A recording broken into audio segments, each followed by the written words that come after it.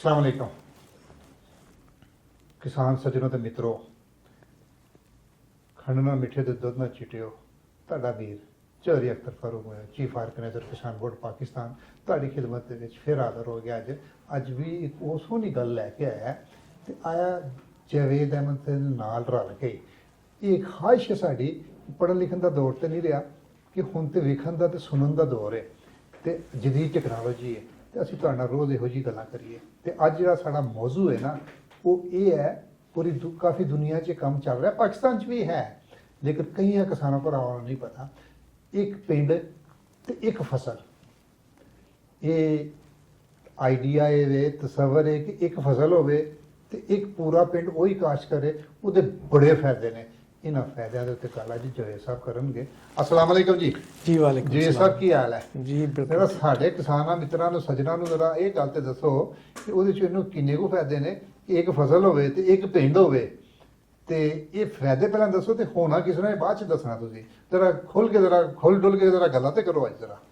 ਜੀ ਬਿਲਕੁਲ, ਇਹਦੇ ਬਾਰੇ 'ਚ ਅਸੀਂ ਪਹਿਲੇ ਇਹਦੇ ਫਾਇਦਿਆਂ ਦੇ ਬਾਰੇ ਗੱਲ ਕਰ ਲੈਂਦੇ ਹਾਂ ਤੇ ਫਿਰ ਇਹ ਕਿਵੇਂ ਹੋਏਗਾ ਉਹਦੇ ਮੁਤਲਕ ਜਿਹੜਾ ਨਾ ਜੀ ਉਹ ਬਾਅਦ ਵਿੱਚ ਗੱਲ ਕਰਾਂਗੇ।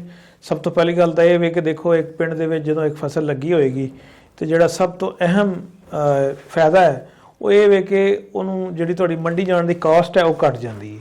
ਮਸਲਨ ਇੱਕ ਸ਼ਾਹਜ਼ੋਰ ਡਾਲਾ ਹੈ, ਉਹਦੀ ਕਪੈਸਿਟੀ ਹੈ ਵੇ 200 ਮਣ ਤੇ ਇੱਕ ਕਾਸ਼ਤਕਾਰ ਦੀ ਜਿਹੜੀ ਟੋਟਲ ਇੱਕ ਦਿਨ ਦੀ ਜਿਹੜੀ ਚੁਨਾਈ ਹੁੰਦੀ ਹੈ ਉਹ ਹੈ 5 ਮਣ 7 ਮਣ 10 ਮਣ ਤੇ ਉਹ 10 ਮਣ ਲਿਜਾਣ ਦਾ ਖਰਚਾ ਉਹਦਾ ਆ ਰਿਹਾ ਹੁੰਦਾ ਹੈ 2000 3000 4000 ਰੁਪਏ। ਤੇ ਉਹ ਜਦੋਂ ਇੱਕ ਸ਼ਾਹਜ਼ੋਰ ਡਾਲਾ 200 ਮਣ ਚੁੱਕ ਲਏਗਾ ਮਾਲ ਤੇ ਉਹ ਮੰਡੀ ਲੈ ਕੇ ਜਾਂਦਾ ਤੇ ਉਹ ਸਾਰਿਆਂ ਕਿਸਾਨਾਂ ਨੂੰ ਭਰਾਵਾਂ ਨੂੰ 500 ਰੁਪਈਆ ਜਾਂ 300 ਰੁਪਈਆ ਕਾਸਟ ਆਈ। ਇਹਦੇ ਨਾਲ ਉਹਨਾਂ ਦੀ ਕਾਸਟ ਘਟ ਜਾਂਦੀ ਹੈ ਤੇ ਉਹਨਾਂ ਦੀ ਜਿੰਸ ਜਿਹੜੀ ਹੈ ਉਹ ਬਰ ਵਕਤ ਮੰਡੀ ਵੀ ਪਹੁੰਚ ਜਾਂਦੀ ਹੈ ਤੇ ਸਾਰਿਆਂ ਦੀ ਜਦੋਂ ਇਕੱਠੀ ਜਾਏਗੀ ਤੇ ਉਹਦੇ ਨਾਲ ਫਿਰ ਰੇਟ ਤਾਂ ਓਲਾ ਵੀ ਨਹੀਂ ਰਹਿੰਦਾ, ਪਤਾ ਲੱਗ ਜਾਂਦਾ। ਆੜ੍ਹਤੀ ਤੁਹਾਡੇ ਨਾਲ 2 ਨੰਬਰੀ ਵੀ ਨਹੀਂ ਕਰ ਸਕਦਾ ਤੇ ਉਹ ਸਹੀ ਜਗ੍ਹਾ ਤੇ ਪਹੁੰਚਦੀ ਹੈ ਤੇ ਵਿਕ ਵੀ ਜਾਂਦੀ ਹੈ ਤੇ ਤੁਹਾਨੂੰ ਪੈਸੇ ਵੀ ਲੱਗ ਜਾਂਦੇ ਨੇ। ਤੇ ਇੱਕ ਤਾਂ ਫਾਇਦਾ ਜਿਹੜਾ ਨਾ ਜੀ ਇਹ ਵੇ। ਦੂਸਰਾ ਫਾਇਦਾ ਇਹ ਵੇ ਕਿ ਜਿੰਨੀਆਂ ਵੀ ਕਿਸਾਨ ਤਨਜ਼ੀਮਾਂ ਨੇ ਜਾਂ ਜਿਹੜੀਆਂ ਕੰਪਨੀਜ਼ ਨੇ ਉਹਨਾਂ ਦਾ ਫੋਕਸ ਆਸਾਨ ਹੋ ਜਾਂਦਾ ਹੈ, ਉਹਨਾਂ ਦੀ ਵੀ ਕਾਸਟ ਘਟ ਜਾਂਦੀ ਹੈ। ਉਹ ਤੁਹਾਨੂੰ ਦਵਾਈਆਂ ਦੀ ਸਪਲਾਈ ਜਾਂ ਕੋਈ ਖਾਦਾਂ ਦੀ ਸਪਲਾਈ ਉਹਨਾਂ ਵਾਸਤੇ ਆਸਾਨ ਹੋ ਜਾਂਦੀ ਹੈ ਤੇ ਤੁਹਾਡੇ ਵਾਸਤੇ ਟਰਾਂਸਪੇਰੈਂਸੀ ਵੀ ਆ ਜਾਂਦੀ ਹੈ ਕਿ ਕੋਈ ਗਲਤ ਚੀਜ਼ ਜਾਂ 2 ਨੰਬਰ ਚੀਜ਼ ਨਹੀਂ ਦੇ ਸਕਦਾ। ਇਹਨੂੰ ਤੁਸੀਂ ਇੰਝ ਕਹਿ ਲਓ ਕਿ ਕਿਸਾਨ ਇਤਿਹਾਦ ਜਾਂ ਕਿਸਾਨ ਦੀ ਇੱਕ ਯੂਨੀਅਨ ਟਾਈਪ ਬਣ ਗਈ।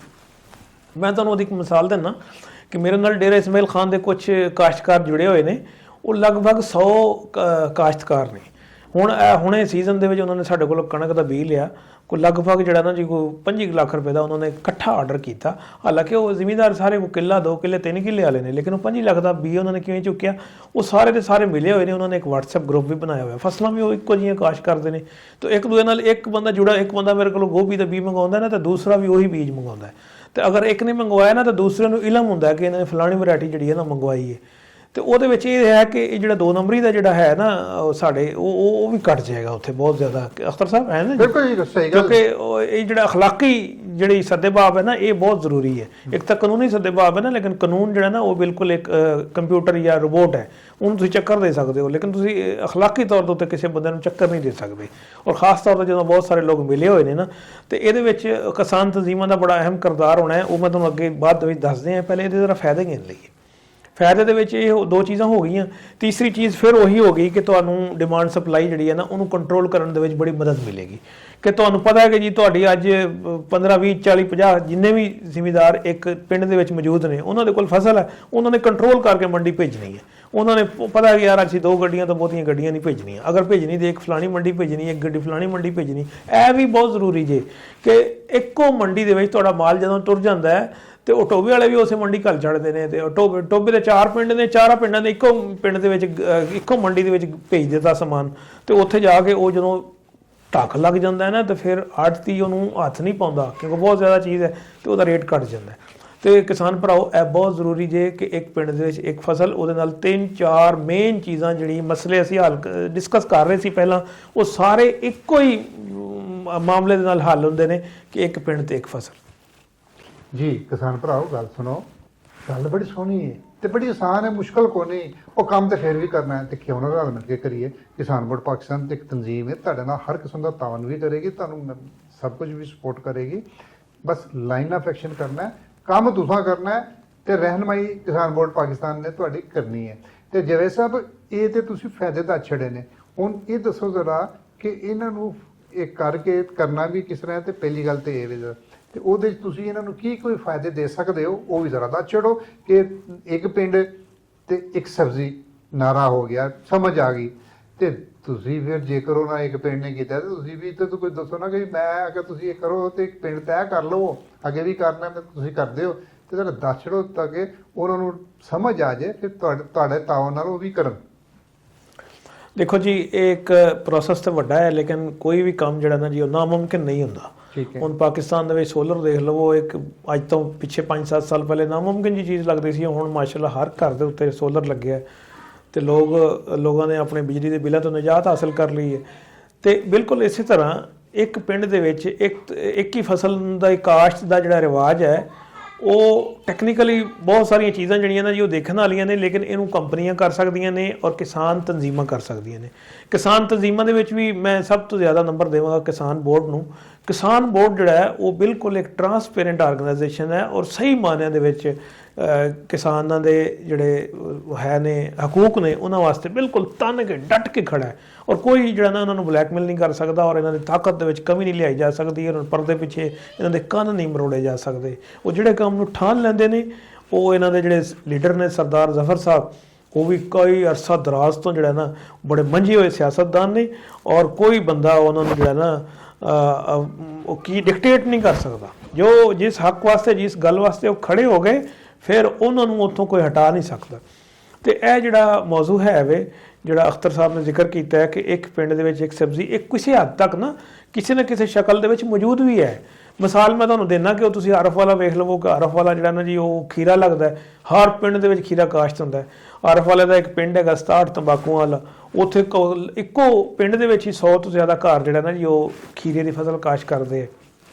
ਅੱਛਾ, ਉਹ ਸਸਤੀ ਫਸਲ ਕਾਸ਼ਤ ਕਰਦੇ ਹੈ, ਲੋ ਟਨਲ ਦੇ ਤਰੀਕੇ ਨਾਲ ਕਾਸ਼ਤ ਕਰਦੇ ਆ, ਉਹਨਾਂ ਦੀ ਕਾਸਟ ਬਹੁਤ ਘੱਟ ਹੈ ਤੇ ਪੈਦਾਵਾਰ ਜਿਹੜੀ ਹੈ ਨਾ ਜੀ ਉਹਨਾਂ ਦੀ ਚੌਖੀ ਹੈ ਤੇ ਉਹ ਠੀਕ ਪੈਸੇ ਵੀ ਕਮਾ ਲੈਂਦੇ ਨੇ ਔਰ ਇੱਕ ਦੂਸਰੇ ਤੋਂ ਸਿੱਖਦੇ ਨੇ ਬਹੁਤ ਜ਼ਿਆਦਾ। ਮਤਲਬ ਹੁਣ ਇੱਕੋ ਫਸਲ ਕਾਸ਼ਤ ਹੋ ਰਹੀ ਹੈ ਨਾ ਤੇ ਜਿਹੜੇ ਫਸਲ ਦੇ ਮਸਾਇਲ ਨੇ ਨਾ ਉਹਨਾਂ ਦੇ ਬਾਰੇ ਤੇ ਰਾਤ ਨੂੰ ਬੈਠੇ ਚੁਪਾਲਾਂ ਦੇ ਵਿੱਚ ਡਿਸਕਸ਼ਨ ਹੁੰਦੀ ਹੈ ਤੇ ਉਹ ਫਿਰ ਲੋਕ ਇੱਕ ਦੂਏ ਦੇ ਸੀਨਾ ਬਸੀਨਾ ਜਿਹੜਾ ਨਾ ਜੀ ਗਜ਼ਟ ਦੇ ਨਾਲ ਉਹ ਮਸਾਇਲ ਦੇ ਹੱਲ ਜਿਹੜੇ ਹੈ ਉਹ ਫੈਲਦੇ ਹੈ।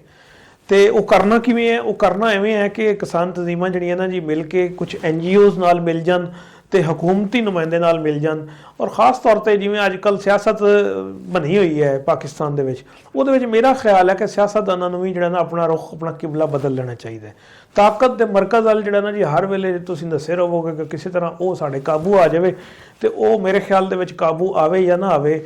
ਜੋ ਆਪਣੇ ਹਿੱਸੇ ਦਾ ਦੀਆ ਤਾਂ ਜਲਾਓ ਨਾ, ਜੋ ਤੁਹਾਨੂੰ ਪਤਾ ਹੈ ਤੁਸੀਂ ਜੋ ਤੁਸੀਂ ਕਰ ਸਕਦੇ ਉਹ ਤੇ ਕਰੋ ਨਾ। ਦੇਖੋ ਅਲ ਖਿਦਮਤ ਇੱਕ ਤਨਜ਼ੀਮ ਹੈ, ਉਹਨੇ ਪੂਰੀ ਇੱਕ ਮਤਬਾਦਲ ਹਕੂਮਤ ਬਣਾ ਲਈ ਹੈ, ਸਕੂਲ ਉਹਨੇ ਬਣਾ ਛੱਡੇ ਨੇ, ਉਹਨੇ ਜਨਾਬ ਲੋਕਾਂ ਨੂੰ ਬੱਚਿਆਂ ਨੂੰ ਸਕਿੱਲ ਸਿਖਾਉਣੇ ਸ਼ੁਰੂ ਕਰ ਦਿੱਤੇ ਨੇ, ਉਹਨਾਂ ਨੇ ਜਨਾਬ ਰੋਜ਼ਗਾਰ ਮੁਹੱਈਆ ਕਰਨਾ ਸ਼ੁਰੂ ਕਰ ਦਿੱਤਾ ਹੈ, ਉਹਨਾਂ ਨੇ ਜਨਾਬ ਸਿਹਤ ਦੀਆਂ ਸਹੂਲਤਾਂ ਫ੍ਰੀ ਦੇਣੀਆਂ ਸ਼ੁਰੂ ਕਰ ਦਿੱਤੀਆਂ। ਮਤਲਬ ਉਹਨਾਂ ਨੇ ਪੈਸਾ ਇਕੱਠਾ ਕੀਤਾ ਔਰ ਆਪਣੇ ਸਿਰ ਪੈਰ ਦੇ ਉੱਤੇ ਉਹਨਾਂ ਨੇ ਜਿਹੜੇ ਕੰਮ ਹਕੂਮਤ ਕਰਦੀ ਸੀ ਉਹਨਾਂ ਨੇ ਆਪ ਕਰਨੇ ਸ਼ੁਰੂ ਕਰ ਦਿੱਤੇ ਨੇ। ਬਿਲਕੁਲ ਇੱਦਾਂ ਹੀ ਜਿਹੜੀਆਂ ਤੁਹਾਡੀਆਂ ਸਿਆਸਤਦਾਨ ਨੇ ਉਹ ਇੱਕ ਇਲਾਕੇ ਦੇ ਵਿੱਚ ਇੱਕ ਫਸਲ ਨੂੰ ਤਰਵੀਜ ਦੇਣ, ਉਹ ਬਜਾਏ ਇਹਦੇ ਕਿ ਜੀ ਉਹ ਹਰ ਵੇਲੇ ਜਲਸੇ ਜਲੂਸ ਤੇ ਲੋਕਾਂ ਨੂੰ ਇਕੱਠਾ ਕਰਕੇ ਤੇ ਮਗਰ ਤੁਰੇ ਰਹਿਣ ਹਕੂਮਤ ਦੇ, ਉਹਨਾਂ ਨੂੰ ਚਾਹੀਦਾ ਹੈ ਕਿ ਇਲਾਕੇ ਦੇ ਵਿੱਚ ਪਿੰਡ ਦੇ ਵਿੱਚ ਇਸ ਰਿਵਾਜ ਨੂੰ ਤਰਵੀਜ ਦੇਣ ਕਿ ਇੱਕ ਫਸਲ ਤੇ ਇੱਕ ਪਿੰਡ। ਦੇਖੋ ਨਾ, ਇੱਕ ਜ਼ਿਮੀਂਦਾਰ ਜਦੋਂ ਉੱਥੇ ਦੇ ਖੁਸ਼ਹਾਲ ਹੋ ਜਾਣਗੇ, ਇਹ ਹੋ ਹੀ ਨਹੀਂ ਸਕਦਾ ਕਿ ਉਹ ਜਿਹੜਾ ਸਿਆਸਤਦਾਨ ਜਿਹਦਾ ਰੋਲ ਹੈ ਉਹਨੂੰ ਉਹ ਯਾਦ ਨਾ ਕਰਨ ਜਾਂ ਉਹਨੂੰ ਉਹ ਵੋਟ ਨਾ ਪਾਉਣ ਜਾਂ ਕਿਸੇ ਹੋਰ ਨੂੰ ਵੋਟ ਪਾ ਜਾਣ। ਮੈਂ ਕਹਿੰਦਾ ਕਿ ਜਿਸ ਸਿਆਸਤਦਾਨ ਨੇ ਉਹ ਸੋਸ਼ਲ ਵੈਲਫੇਅਰ ਦਾ ਕੰਮ ਕੀਤਾ ਹੈ, ਉਹ ਲੋਕਾਂ ਨੂੰ ਅਪਲਿਫਟ ਕੀਤਾ ਹੈ, ਯਾਨੀ ਉਹਨਾਂ ਦੀ ਮਾਸ਼ੀ ਹਾਲਤ ਦੇ ਵਿੱਚ ਤਬਦੀਲ ਲਿਆਇਆ ਹੈ। ਉਹ ਤੁਸੀਂ ਦੇਖੋ ਕਿ ਅੱਜ ਸਾਡੇ ਪਿੰਡਾਂ ਦੇ ਵਿੱਚ ਰਿਵਾਜ ਹੈ ਕਿ ਇੱਕ ਸਿਆਸਤਦਾਨ ਜਿਹੜਾ ਨਾ ਜੀ ਇੱਕ ਫੈਮਿਲੀ ਦੇ ਇੱਕ ਮੁੰਡੇ ਨੂੰ ਕਿਤੇ ਨੌਕਰੀ ਲਵਾ ਦਿੰਦਾ, ਸਰਕਾਰੀ ਨੌਕਰੀ, ਭਾਵੇਂ ਉਹ ਤੀਸਰੇ ਦਰਜੇ ਦੇ ਸਕੇਲ ਦੀ ਨੌਕਰੀ ਹੋਵੇ ਨਾ, ਉਹਦੀ ਸਾਰੀ ਫੈਮਿਲੀ ਉਹਨੂੰ ਕਈ ਸਾਲ ਤੱਕ ਵੋਟ ਦਿੰਦੀ ਰਹਿੰਦੀ ਹੈ ਕਿ ਸਾਡਾ ਮੁੰਡਾ ਇਹਨੇ ਚਪੜਾਸੀ ਲਵਾਇਆ ਸੀ। ਲੇਕਿਨ ਉਹੀ ਸਿਆਸਤਦਾਨ ਅਗਰ ਉਹ ਕਿਸਾਨਾਂ ਨੂੰ ਅਪਲਿਫਟ ਕਰ ਦੇਵੇ, ਇੱਕ ਨਹੀਂ, ਅੱਛਾ ਉਹ ਨੌਕਰੀ ਸਰਕਾਰੀ ਨੌਕਰੀ ਕੀ ਹੁੰਦੀ ਹੈ, ਉਹ ਸਿਰਫ ਉਹਦਾ ਇੱਕ ਰੋਜ਼ਗਾਰ ਮੁਹੱਈਆ ਕਰਦਾ। ਇਸੇ ਤਰ੍ਹਾਂ ਤੁਸੀਂ ਅਗਰ ਜ਼ਿਮੀਂਦਾਰੀ ਦੇ ਵਿੱਚ ਲੋਕਾਂ ਨੂੰ ਇਕੱਠਾ ਕਰਕੇ ਇੱਕ ਪਿੰਡ ਦੇ ਲੋਕਾਂ ਨੂੰ ਤੁਸੀਂ ਉਹਨਾਂ ਨੂੰ ਅਪਲਿਫਟ ਕਰ ਦਿਓ ਤੇ ਉਹ ਸਾਰਾ ਪਿੰਡ ਤੁਹਾਡਾ ਵੋਟਰ ਬਣ ਜਾਏਗਾ। ਜਾਵੇਦ ਅਹਿਮਦ ਸਾਹਿਬ ਨੇ ਗੱਲ ਜਿਹੜੀ ਕੀਤੀ ਹੈ ਕਿ ਇੱਕ ਪਿੰਡ ਇੱਕ ਫਸਲ, ਤੇ ਨਾਲ ਉਹਨਾਂ ਨੇ ਮਿਸਾਲ ਵੀ ਦਿੱਤੀ, ਇੱਕ ਸਿਆਸਤਦਾਨ ਇੱਕ ਨੌਕਰੀ ਮੁਲਾਜ਼ਮ ਲਵਾ ਦਿੰਦਾ ਹੈ ਤੇ ਉਹ ਸਾਰੀ ਉਮਰ ਉਹਦੀ ਇੱਕ ਨਜ਼ਰ ਵੱਲ ਗੁਣ ਗਾਉਂਦੀ। ਤੇ ਜੇਕਰ ਤੁਹਾਨੂੰ ਉਹ ਸਿਆਸਤਦਾਨ ਇਹ ਸਬਕ ਦੇਵੇ ਕਿ ਇੱਕ ਨੌਕਰੀ ਦੀ ਬਜਾਏ ਪੂਰੇ ਘਰ ਦਾ ਹਰ ਫਰਦ ਜਿਹੜਾ ਹੈ, ਅਗਰ 15 ਫਰਦ ਨੇ 15 ਹੀ ਕਮਾਨ ਲੈ ਪੈਣ ਸਰ, ਇਦੋਂ ਵੱਡੀ ਤੇ ਨਸਲਾਂ ਨੂੰ ਜਵਾਨ ਵਾਲੀ ਗੱਲ ਹੀ ਕੋਈ ਨਹੀਂ। ਤੇ ਕੋਸ਼ਿਸ਼ ਕਰੋ ਨੌਕਰੀ ਨਾ ਕਰੋ, ਆਪਣਾ ਕਾਰੋਬਾਰ ਕਰੋ। ਤੇ ਕਿਸਾਨ ਤੋਂ ਵੱਡਾ ਖੁਦਦਾਰ ਕੋਈ ਨਹੀਂ ਜੇ। ਤੇ ਕਿਸਾਨ ਇਨਸ਼ਾਅੱਲਾ ਲਜ਼ੀਜ਼ ਆਪਣੀ ਇਸ ਖੁਦਦਾਰੀ ਨੂੰ ਵੇਚੇਗਾ ਵੀ ਨਹੀਂ ਤੇ ਸਿਆਸਤਦਾਨ ਵੀ ਦੇ ਅੱਗੇ ਉਹ ਜਿਹੜਾ ਕਿਸਾਨਾਂ ਨੂੰ ਇੱਕ ਬਿਰਿਆਨੀ ਦੇ ਡੱਬੇ ਦੇ ਸ਼ਾਪਰ ਦੇ ਉੱਤੇ ਤੁਰ ਪੈਂਦੇ ਨੇ ਨਾ, ਉਹ ਖੁਦਾ ਦਾ ਵਾਸਤਾ ਜੇ ਇਹ ਆਪਣੀ ਕੀਮਤ ਪਛਾਣੋ ਤੇ ਆਪਣੀ ਕੀਮਤ ਆਪੇ ਲਾਓ। ਤੇ ਜਾਵੇਦ ਅਹਿਮਦ ਸਾਹਿਬ ਇਹੀ ਗੱਲ ਕਰਨ ਦੇ ਸਨ। ਜਾਵੇਦ ਅਹਿਮਦ ਸਾਹਿਬ ਜ਼ਰਾ ਆਪਣੀ ਗੱਲ ਮੁਕੰਮਲ ਕਰੋ, ਕਿਉਂਕਿ ਤੁਹਾਡੀ ਗੱਲ ਨੂੰ ਮੈਂ ਰੋਕਿਆ ਸੀ। ਹਾਂ ਹੁਣ ਦੱਸੋ ਤੁਸੀਂ ਜ਼ਰਾ। ਜੀ ਮੈਂ ਇਹ ਕਹਿਣਾ ਚਾਹ ਰਿਹਾ ਸੀ ਕਿ ਉਹ ਪਿੰਡ ਦੇ ਵਿੱਚ ਜਿਹੜੇ ਮੁਤਲਕਾ ਪਿੰਡ ਨੂੰ ਅਸੀਂ ਫਰਜ਼ ਕਰ ਰਹੇ ਹਾਂ, ਉਸ ਪਿੰਡ ਦੇ ਨਾਲ ਜਿਹੜੀ ਕਰੀਬ ਤਰੀਨ ਮੰਡੀ ਹੈ, ਉਸ ਮੰਡੀ ਦੇ ਵਿੱਚ ਕਈ ਆੜਤੀ ਐਸੇ ਨੇ ਜਿਹੜੇ ਇਹਨਾਂ ਸਾਰਾ ਦਿਨ ਵਿਹਲੇ ਬੈ ਕੇ ਮੱਖੀਆਂ ਮਾਰਦੇ ਨੇ, ਉਡੀਕਦੇ ਨੇ। ਉਹ ਅਗਰ ਖੁਦ ਉੱਠ ਕੇ ਟੁਰ ਪੈਣ ਤੇ ਜ਼ਿਮੀਂਦਾਰਾਂ ਨੂੰ ਇਕੱਠਾ ਕਰਕੇ ਤੇ ਉਹਨਾਂ ਨੂੰ ਇੱਕ ਫਸਲ ਜਿਹੜਾ ਨਾ ਲਵਾ ਦੇਣ, ਤੇ ਫਿਰ ਉਸ ਫਸਲ ਦੀ ਜਿਹੜੀ ਹੈ ਨਾ ਜੀ ਪੂਰੀ ਅੱਗੇ ਤਰਸੀਲ ਦਾ ਨਿਜ਼ਾਮ ਜਿਹੜਾ ਜਿਹਨੂੰ ਅਸੀਂ ਸਪਲਾਈ ਚੇਨ ਕਹਿੰਦੇ ਹਾਂ, ਉਹਨੂੰ ਅਪਗ੍ਰੇਡ ਕਰ ਲੈਣ ਔਰ ਅੱਗੇ ਜਿਹੜਾ ਨਾ ਜੀ ਉਹਨੂੰ ਅੱਛੀਆਂ ਮੰਡੀਆਂ ਦੇ ਵਿੱਚ ਉਹਨਾਂ ਦੀ ਜਿਨਸ ਨੂੰ ਅੱਛੇ ਰੇਟ ਦੇ ਉੱਤੇ ਵੇਚ ਦੇਣ। ਇਹ ਵੀ ਇੱਕ ਆਪਸ਼ਨ ਜੇ। ਇੱਕ ਦੂਸਰਾ ਆਪਸ਼ਨ ਜੇ ਕਿ ਜਿਹਦੇ ਵਿੱਚ ਵੈਲਿਊ ਐਡੀਸ਼ਨ ਆ ਜਾਂਦੀ ਹੈ, ਉਹ ਅੱਜ ਕੱਲ੍ਹ ਬਹੁਤ ਜ਼ਿਆਦਾ ਆਮ ਹੋਈ ਹੈ। ਕਿ ਜਿਵੇਂ ਤੁਸੀਂ ਸਬਜ਼ੀਆਂ ਨੂੰ, ਮੈਂ ਹੁਣ ਮੈਟਰੋ ਦੇ ਵਿੱਚ ਅੱਜ ਕੱਲ੍ਹ ਗਿਆ ਸੀ ਤੇ ਮੈਟਰੋ ਦੇ ਵਿੱਚ ਫਰੀਜ਼ਰ ਦੇ ਵਿੱਚ ਮਟਰ ਵੀ ਪਏ ਨੇ, ਉੱਥੇ ਗਾਜਰਾਂ ਕੱਟੀਆਂ ਹੋਈਆਂ ਫਰੀਜ਼ ਹੋਈਆਂ ਪਈਆਂ ਨੇ, ਉੱਥੇ ਭਿੰਡੀ ਪਈ ਹੈ ਕੱਟੀ ਹੋਈ, ਉੱਥੇ ਜਿਹੜਾ ਨਾ ਮਤਲਬ ਮੈਂ ਨਹੀਂ ਸਮਝਦਾ ਕਿ ਕੋਈ ਵੀ ਐਸੀ ਸਬਜ਼ੀ ਹੈ ਵੇ ਜਿਹੜੀ ਉੱਥੇ ਨਾ ਹੋਵੇ। ਛੱਲੀਆਂ ਤੱਕ ਫਰੀਜ਼ ਹੋ ਕੇ ਉੱਥੇ ਪਈਆਂ ਨੇ। ਤੇ ਉਹ ਹੁਣ ਇੱਕ ਟ੍ਰੈਂਡ ਆ ਗਿਆ ਕਿ ਫਰੀਜ਼ ਚੀਜ਼ਾਂ ਜਿਹੜੀਆਂ ਨਾ ਜੀ ਉਹ ਲੋਕ ਲੈਂਦੇ ਨੇ ਤੇ ਉਹਨਾਂ ਨੂੰ ਪਕਾ ਕੇ ਤੇ ਫੌਰੀ ਤੌਰ ਦੇ ਉੱਤੇ ਜਿਹੜਾ ਨਾ ਜੀ ਉਹ ਇਸਤੇਮਾਲ ਕਰ ਲੈਂਦੇ ਨੇ। ਫਿਰ ਇੱਕ ਟ੍ਰੈਂਡ ਹੈ ਕਿ ਡਰਾਈ ਕਰਕੇ, ਉਹ ਡਰਾਈ ਕਰਨ ਵਾਲਾ ਕੰਮ ਵੀ ਇੰਝ ਹੀ ਜੇ ਕਿ ਜਿਵੇਂ ਟਮਾਟਰ ਸੁਕਾ ਕੇ ਡਰਾਈ ਕਰ ਲੈਣਾ, ਜਾਂ ਤੁਸੀਂ ਸਬਜ਼ੀਆਂ ਵੀ ਸਾਰੀਆਂ ਡਰਾਈ ਕੀਤੀਆਂ ਜਾ ਰਹੀਆਂ, ਭਿੰਡੀ ਵੀ ਡਰਾਈ ਹੋ ਰਹੀ ਹੈ, ਗਾਜਰ ਵੀ ਡਰਾਈ ਹੋ ਰਹੀ ਹੈ, ਪਿਆਜ਼ ਡਰਾਈ ਹੋ ਰਿਹਾ ਹੈ, ਤੁਹਾਡਾ ਗਾਰਲਿਕ ਡਰਾਈ ਹੋ ਰਿਹਾ ਹੈ। ਇਹ ਸਾਰੇ ਕੰਮ ਵੀ ਉਦੋਂ ਹੀ ਹੋ ਸਕਦੇ ਨੇ ਜਦੋਂ ਇੱਕ ਪੂਰਾ ਪਿੰਡ ਮਿਲ ਕੇ ਇਹਦੇ ਤੇ ਕੰਮ ਕਰੇਗਾ। ਇੱਥੇ ਕੀ ਹੁੰਦਾ, ਇੱਕ ਬੰਦਾ ਕਰਦਾ ਦੂਜਾ ਬਾਕੀ ਸਾਰੇ ਮਜ਼ਾਕ ਉਡਾਉਣ ਵਾਲੇ ਹੁੰਦੇ ਨੇ।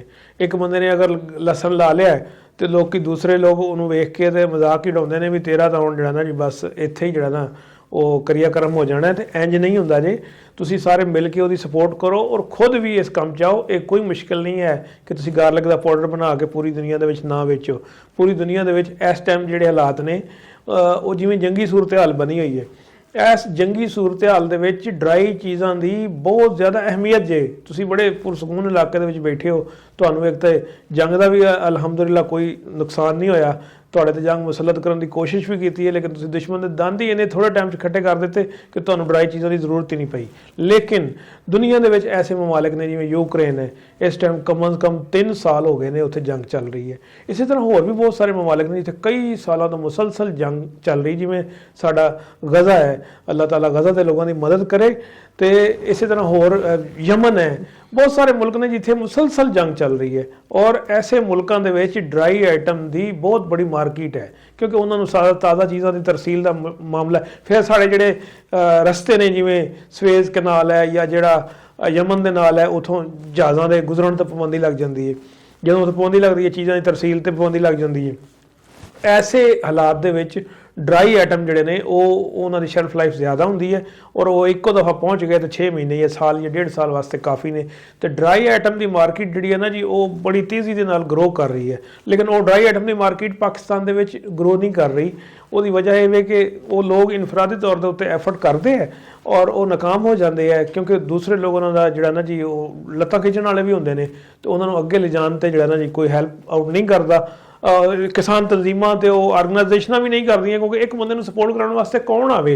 ਇਸੇ ਤਰ੍ਹਾਂ ਜਿਹੜੀ NGOs ਨੇ ਜਿਵੇਂ ਫੂਡ ਐਂਡ ਐਗਰੀਕਲਚਰ ਆਰਗੇਨਾਈਜੇਸ਼ਨ ਹੈ, United state department of agriculture ਹੈ, ਜਾਂ ਇਫਾਦ ਹੈ, ਜਾਂ ਰੂਰਲ ਸਪੋਰਟ ਪ੍ਰੋਗਰਾਮ ਨੇ, ਇਹ ਸਾਰੇ ਪ੍ਰੋਗਰਾਮ ਵੀ ਉਦੋਂ ਐਕਟਿਵ ਹੋਣਗੇ ਜਦੋਂ ਇੱਕ ਪੂਰਾ ਪਿੰਡ ਮਿਲ ਕੇ ਇੱਕ ਫੈਸਲਾ ਕਰ ਲਏਗਾ, ਫੋਕਸ ਜਿਹੜਾ ਨਾ ਜੀ ਰਸਤਾ ਅਪਣਾ ਲਏਗਾ ਕਿ ਅਸੀਂ ਜਨਾਬ ਮੈਂਗੋ ਡਰਾਈ ਕਰਕੇ ਤੇ ਉਹਨਾਂ ਦੀ ਟੌਫੀ ਬਣਾ ਕੇ ਵੇਚਣੀ ਹੈ, ਅਸੀਂ ਸਿਟਰਸ ਨੂੰ ਡਰਾਈ ਕਰਕੇ ਤੇ ਉਹਦੇ ਉਹ ਜਿਹੜੀਆਂ ਕਾਸ਼ਾਂ ਡਿਸ਼ਾਂ ਨੇ ਉਹਨਾਂ ਨੂੰ ਡਰਾਈ ਕਰਕੇ ਤੇ ਉਹਨਾਂ ਨੂੰ ਮਾਰਕੀਟ ਕਰਨਾ ਹੈ, ਜਾਂ ਅਸੀਂ ਜਿਹੜਾ ਨਾ ਜੀ ਹੋਰ ਬਹੁਤ ਸਾਰੇ ਫਰੂਟ ਨੇ, ਗਾਵਾ ਹੈ, ਇਹਨੂੰ ਅਸੀਂ ਡਰਾਈ ਕਰਕੇ ਤੇ ਇਹਦੀ ਟੌਫੀ ਬਣਾ ਕੇ ਵੇਚਣੀ ਹੈ। ਟੌਫੀ ਬਣਾਉਣ ਦਾ ਬੜਾ ਕੰਮ ਚੱਲ ਰਿਹਾ।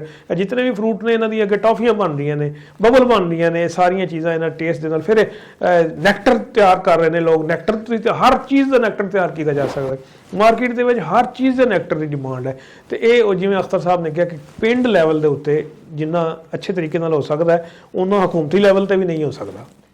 ਲਓ ਜੀ ਸੱਜਣੋ, ਕਿਸਾਨ ਭਰਾਵੋ, ਜਿਹੜੇ ਸਾਹਮਣੇ ਗੱਲ ਮੁੱਕਦੀ ਮੁਕਾ ਛੜੀ ਜੇ, ਤੇ ਉਹਨਾਂ ਨੇ ਇੱਕ ਗੱਲ ਪੱਕੀ ਕਰ ਦਿੱਤੀ, ਤੁਹਾਨੂੰ ਦੱਸ ਵੀ ਛੜੀ ਜੇ ਕਿ ਪਾਕਿਸਤਾਨ ਤੇ ਜਦੋਂ ਐਟਮ ਧਮਾਕਾ ਕੀਤਾ, ਇਹ ਪਾਬੰਦੀ ਲੱਗੀ ਸੀ ਨਾ, ਤੇ ਉਦੋਂ ਪਾਕਿਸਤਾਨ ਅਗਰ ਬਚਿਆ ਸੀ ਤੇ ਕਿਸਾਨਾਂ ਦੇ ਸਿਰ ਤੇ ਬਚਿਆ ਸੀ। ਤੇ ਜਿਹਨੂੰ ਕਹਿੰਦੇ ਨੇ ਨਾ ਅਸੀਂ ਕਿ ਜਿਨ੍ਹਾਂ ਦੇ ਘਰ ਦਾਣੇ ਉਹਨਾਂ ਦੇ ਕਮਲੇ ਵੀ ਸਿਆਣੇ, ਉਹ ਹੁਕੂਮਤੀ ਪਾਲਿਸੀ ਦੇ ਨਾ ਪਵੋ, ਹੁਕੂਮਤ ਦੇ ਤਨਕੀਦ ਨਾ ਕਰੋ ਕਿਸੇ ਹੋਰ ਅਦਾਰਿਆਂ ਦੇ। ਤੁਸੀਂ ਇੰਝ ਕੰਮ ਕਰੋ, ਆਪਣੇ ਆਪ ਨੂੰ ਮੁਨਜ਼ਮ ਕਰੋ। ਰੱਬ ਦਾ ਮੌਸਮ ਤੁਹਾਡੇ ਨਾਲ ਨੇ, ਜ਼ਮੀਨ ਤੁਹਾਡੇ ਨਾਲ ਹੈ, ਸਾਰਾ ਕੁਝ ਤੁਹਾਡੇ ਕੋਲ ਹੈ। ਇੱਕ ਹਿੰਮਤ ਕਰੋ, ਆਪਣੇ ਆਪ ਨੂੰ ਮੈਨੇਜ ਕਰੋ, ਤਨਜ਼ੀਮ ਬਣਾਓ। ਤਨਜ਼ੀਮ ਕਿਸਾਨ ਬੋਰਡ ਪਾਕਿਸਤਾਨ ਤੁਹਾਡੇ ਨਾਲ ਹੈ। ਤੇ ਜੇਕਰ ਜਦੋਂ ਵੀ ਤੁਹਾਨੂੰ ਕੋਈ ਮਸਲਾ ਹੋਵੇ ਤੇ ਚੌਧਰੀ ਅਖਤਰ ਫਾਰੂਕ ਮੈਂ ਚੀਫ ਆਰਗੇਨਾਈਜ਼ਰ ਕਿਸਾਨ ਬੋਰਡ ਪਾਕਿਸਤਾਨ ਦਾ ਨੰਬਰ ਥੱਲੇ ਚੱਲ ਰਿਹਾ ਹੈ, ਸਾਨੂੰ ਰਾਬਤੇ 'ਚ ਰਹੋ। ਜਵੇਦ ਅਹਿਮਦ ਸਾਹਿਬ ਤੁਹਾਨੂੰ ਮਸ਼ਵਰੇ ਵੀ ਦੇਣਗੇ। ਤੇ ਉਦੋਂ ਤੱਕ ਲਈ ਇਜਾਜ਼ਤ ਦਿਓ। ਰੱਬ ਰਾਖਾ। ਕਿਸਾਨ ਜ਼ਿੰਦਾਬਾਦ, ਪਾਕਿਸਤਾਨ ਪਾਇੰਦਾਬਾਦ।